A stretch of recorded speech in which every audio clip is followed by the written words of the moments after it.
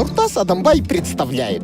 После того, как мы с Жанибеком переехали из аула в город, я вернулась к своей привычной жизни. Теперь у нас большой красивый дом, мы ужинаем в изысканных ресторанах и одеваемся в лучших магазинах. Кстати, моя подруга Алтыншаш тоже переехала в город. Жанибек открыл свою строительную компанию, а я стала самой настоящей актрисой. Я люблю вас.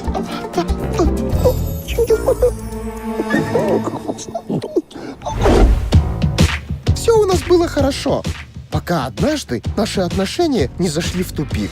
Ну все, с меня хватит. Нам лучше расстаться. Я тоже так думаю. Каждый из нас стал искать свое собственное отдельное счастье.